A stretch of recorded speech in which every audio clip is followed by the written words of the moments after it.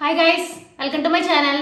ఈ రోజు మనం కొన్ని ఆహార పదార్థాలు మళ్ళీ వేడి చేసి తినకూడదు. అవేంటో ఇప్పుడు మనం తెలుసుకుందాం. వన్ స్మాల్ రిమైండర్, ఏ పాయింట్లో ఇన్ఫర్మేషన్ మీకు వాల్యుబుల్గా అనిపిస్తే నా ఛానల్ తప్పకుండా సబ్స్క్రైబ్ చేసుకోండి, అలానే లైక్ చేయండి. అప్పుడు ఎక్కువ మందికి ఇన్ఫర్మేషన్ అనేది రీచ్ అవుతుంది. మీ ఫ్రెండ్స్ అండ్ ఫ్యామిలీకి షేర్ చేయండి, వాళ్ళు హెల్తీ ఇన్ఫర్మేషన్ తెలుసుకుంటారు. ఇంకా లేట్గా మన టాపిక్లోకి వెళ్ళిపోదాం.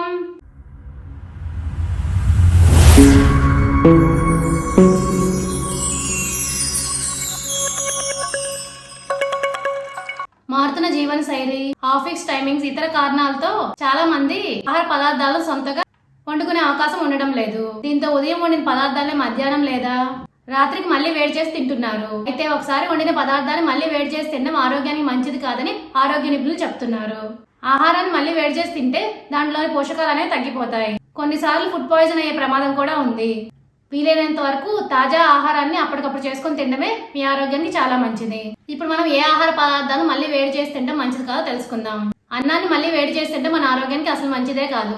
పుట్టగొడుగులో ప్రోటీన్స్ ఎక్కువగా ఉంటాయి. ఈ కూరను మళ్ళీ వేడి చేసి తింటే అందులోని ప్రోటీన్స్ విచ్ఛిన్నమైపోతాయి.